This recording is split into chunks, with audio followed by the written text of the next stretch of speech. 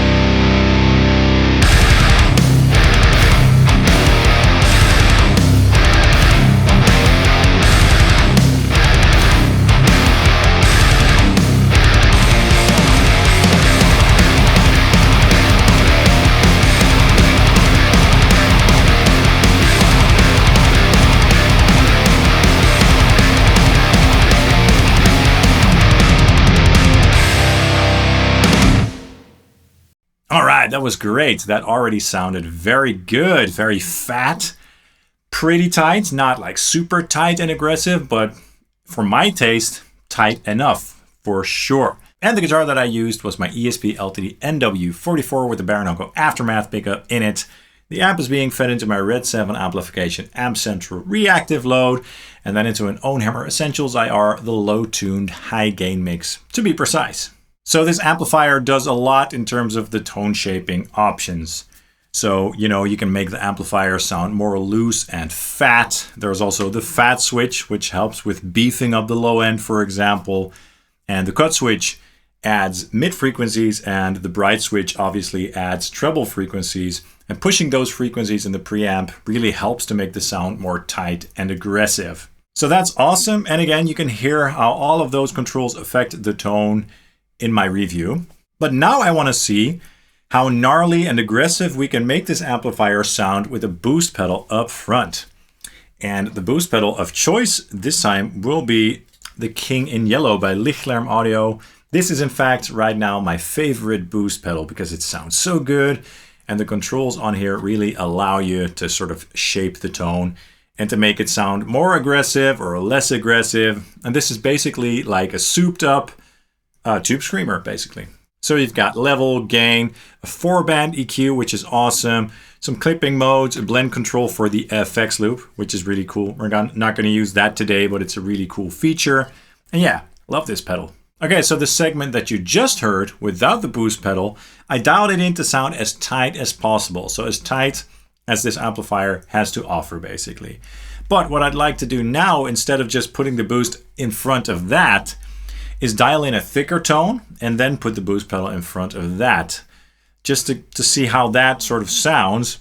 So what I'm going to do is go over to the red channel, which is the more beefy, fat, and sort of slightly more tubby channel than the purple channel. And I'm going to turn off the cut and bright switches to make it even more fat and sort of dark. And then I'm also going to enable the fat switch, which is going to boost the low end a little bit so that this channel sounds really round and fat, because I love boosting those types of tones. So the really thick tones, if you put a gnarly boost in front, you can make the sound like really aggressive, but still kind of thick and full in the low mids and the low end. So that's what I'm going to do. On the pedal, what I'm going to do is boost the level, turn gain to 0, cut the lows and the low mids a little bit, boost the high mids and the highs a little bit, you know, for that aggression. We're just going to compare those two sounds and see if the boosted amplifier with the pedal sounds more aggressive than the purple channel without the boost. Let's take a listen.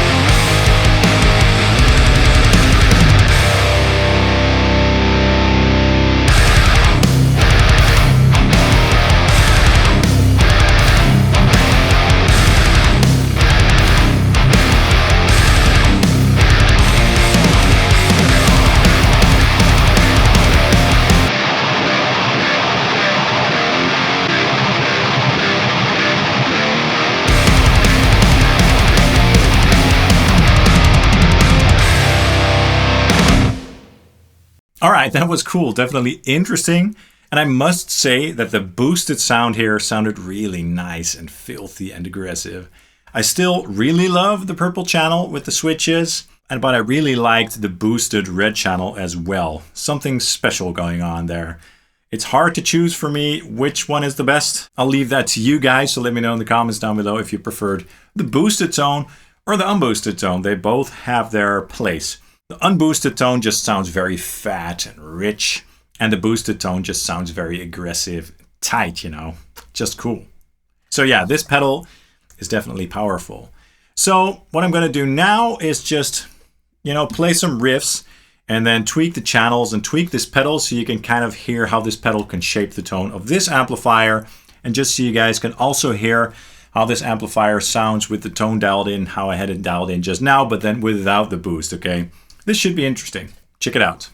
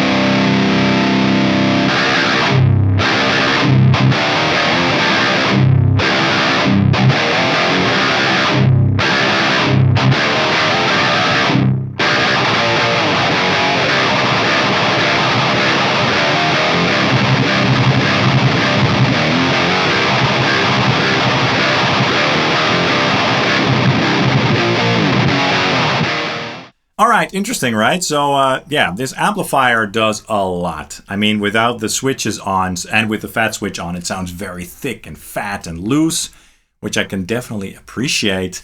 And then on the purple channel, as you heard, with the switches on, the sound gets much more focused and tight. So that's kind of a boost in itself, if you know what I mean.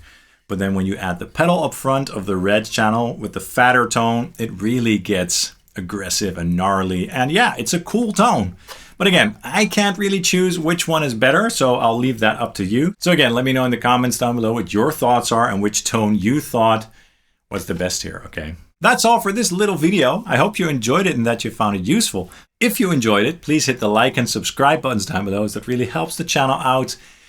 And you can also follow me on Sonic Drive Studio's Facebook page and Instagram page, or my Ko-Fi web store where I sell quad cortex captures and presets and all that stuff. So if you want to support the channel. And of course, don't forget letting me know in the comments down below what your thoughts are on these tones and on this amplifier in general. Okay, thanks a lot guys, and I hope to see you soon. Cheers.